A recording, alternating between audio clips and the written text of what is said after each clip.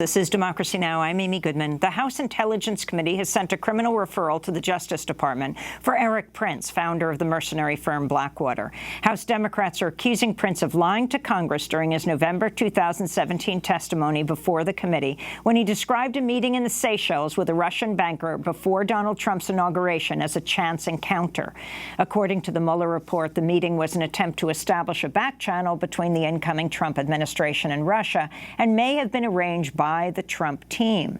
The move is one of the latest actions placing Erik Prince in the spotlight after more than a decade of largely working in the shadows after Blackwater shut down. In a major new report, The Intercept takes a look at Prince's latest actions, including his pitch to privatize the war in Afghanistan, his creation of a mercenary army for the United Arab Emirates, a history of mismanaged projects that have soured his relationships with leaders around the world, and his comeback made possible with the help of the Trump administration. He is also the brother of Betsy DeVos, the current education secretary. We're joined now by Matthew Cole, the investigative journalist who wrote the story. The article is entitled "The Complete Mercenary: How Erik Prince Used the Rise of Trump to Make an Improbable Comeback." Matthew, welcome back to Democracy Now!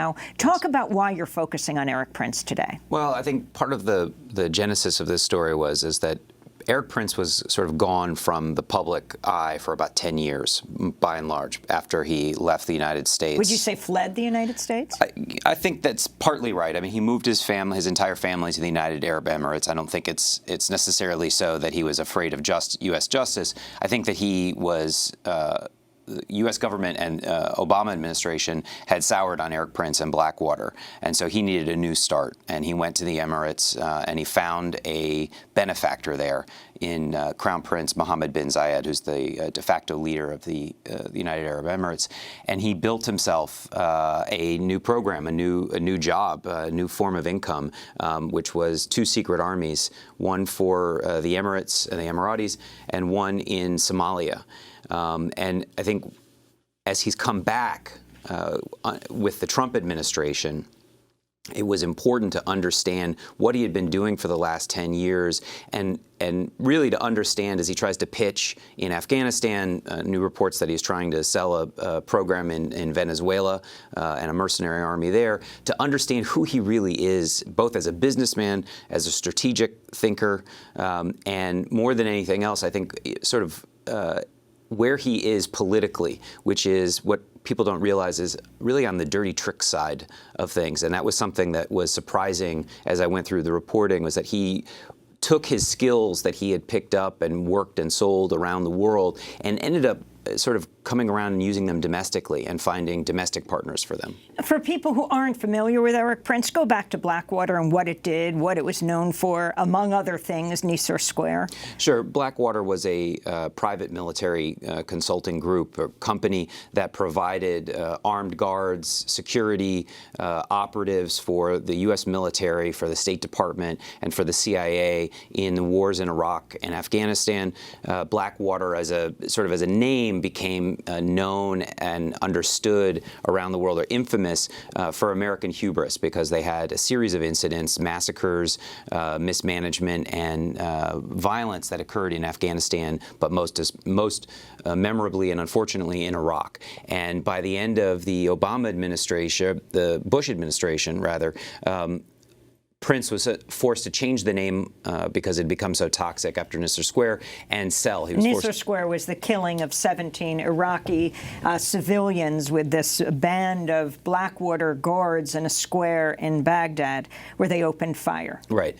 And he became too toxic and Blackwater became too toxic, so they changed the name, and then he was forced to sell. And once the Obama administration comes in, they make it very clear that Blackwater was not welcome in the government contracting world, and so he had to find a new gig. So jump forward to that meeting in the Seychelles. So in January of 2017, a week before the inauguration of Donald Trump, Erik Prince gets on a plane and goes to the Seychelles, where he is attending the private strategy session of Mohammed bin Zayed. And Erik Prince had previously essentially been part of bin Zayed's, MBZ as he's referred to, his royal court as an advisor on counterterrorism and fighting Islamic militantism and militants in the Middle East and Northern Africa, East Africa. And he's there, we now know, and certainly from reporting and then the Mueller report, he's there to meet with a top Russian banker who's the emissary for Putin. And MBZ is trying to put together a sort of new world order with an new incoming U.S. administration to try to solve Syria, to try to figure out what to do in Yemen, and try to, from their standpoint, from the Gulf Arab standpoint, beat back Iran. And all of those things are things that Erik Prince has been obsessed with for 20+ years. And so he has this meeting with MBZ, but then he also has a secondary meeting with this Russian banker who is the backchannel to Putin. And what we get out of it for the next couple of 18 months is Erik Prince's insistence that the meeting was by chance, that he had run into this Russian at the bar and had a beer, and it was just two guys who were talking commodities prices. And what my story did was to look at it, and in fact that's actually where the story began for me in the reporting, was I had done a lot of reporting on Erik's business efforts his effort in a private equity fund in Africa. And in that reporting, what I discovered was that he had mostly just lost his own money. He had poured anywhere from $35 to $50 million in his own money and lost almost all of it. And so it seemed odd to me that he was saying to Congress, the Emiratis said, hey, you're in the commodities business, and this Russian banker who manages an $8 billion sovereign wealth fund is also in the commodities business. You have a lot to talk about. And what struck me was that they had nothing to talk about. One was a guy who had managed to lose his own money at a small amount relative to world finance, and another is one of the biggest sovereign wealth bankers in the world. So unless they're passing messages between two entities, they really had nothing to talk about. And that sort of began my journey through Erik Prince's last 10 years as a businessman. And that was Kirill Dmitriev, who was the chief, a very close associate as well to President Putin. That's right. So talk about, President Erik Prince was with Donald Trump the night he was elected, very close to him, again, the brother of Betsy DeVos. Talk about his plan to privatize the war in Afghanistan. Sure. With Trump's election, Prince was back in the game, and he had been out for 8 years for the entire Obama administration, and the Trump administration, which was largely backed by the Mercer family during the campaign, also close to the Prince family, Bannon, Breitbart, all people that Erik Prince was close to. Erik Prince saw an opportunity here to get back into government contracting, and his plan was to pull U.S. troops out of Afghanistan in their entirety and replace them with something like what he called the East India Corporation. That's what he compared it to, and that the U.S. should have a viceroy, and that someone like Erik Prince should be the viceroy, and put together a private military that would do work with the Afghan army. And that proposal, which he plugged in op-eds and television, was landed very poorly inside the national security establishment in the U.S. It also landed very poorly in Afghanistan, where Afghan President Ashraf Ghani has said under no circumstances will Erik Prince or a private military, foreign military, be allowed to operate in Afghanistan. You also have this latest report from Reuters. Over the last several months, Prince has sought investment and political support for an operation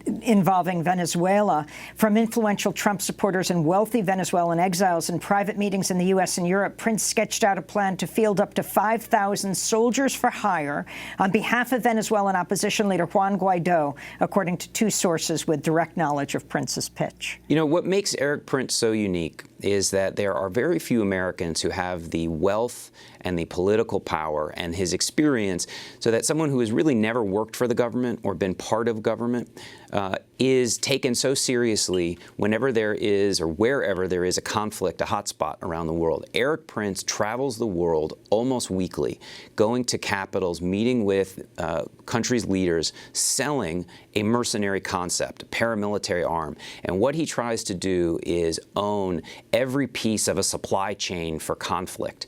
And so it was no surprise, it was shocking, but it's no surprise that he had a plan for Venezuela. One hopes, and part of the reason why I worked on this story for so long, was one hopes that by understanding how incompetent he is as a businessman and as a manager for these programs, that no one would trust him to give him that kind of responsibility or the money to pay for something like this. You broke news with this part of the piece. During the 2016 election, he became involved with James O'Keefe and Project Veritas, a group of conservative provocateurs who specialize in using hidden camera footage and secret recordings. Yeah, and this was, again, what I was saying about him coming back sort of domestically was, as he failed abroad, he started to look at politics and come back home. And what he did was he found like-minded groups. He had been pitched years before to be an investor in the Israeli intelligence company called Black Cube, which got notoriety during the Me Too movement, the hashtag MeToo movement, with the Harvey Weinstein investigations, and they are former Israeli intelligence operatives who act and pose as people, as journalists, to try to gather information, usually for dirt. And it's, Weinstein hired them to try to... Right. Weinstein's lawyer hired them to try to figure out what journalists who were digging into the story knew, and to try to see if they could stop the stories. And so Erik Prince has merged, essentially, with Project Veritas and James O'Keefe, and provided them with training from former spies to teach them surveillance, elicitation, weapons training. He brought them out after the election. He brought them out to his family ranch in Wyoming and gave them weapons training. And what he has now is a team of dedicated people who have some training in being undercover. And the question is to what end? Project Veritas goes after groups like Planned Parenthood. Right, but I actually think that what we're going to see, and in fact we have some indication already, that Erik Prince is using Project Veritas to target his political enemies, or political enemies of the Trump administration, or his political associates. And so that becomes the question, is what is he doing with them? How are they going to be used? What are they capable of? And as he has been sort of denied the ability to sell, let's say, tanks or planes, he's now trying to sell undercover intelligence operatives, but not for a covert war, for American politics. And that's what makes him particularly dangerous. We're going to do part 2 of this discussion and post online at democracynow.org. Matthew Cole, investigative journalist for The Intercept, will link to his piece, The Complete Mercenary, How Erik Prince Used the Rise of Trump to Make an Improbable Comeback. And that does it for our broadcast. Happy birthday, Dennis Moynihan. Democracy Now! Has a job opening for a full-time paid digital social media fellowship. Go to democracynow.org for details. I'm Amy Goodman. Thanks for joining us.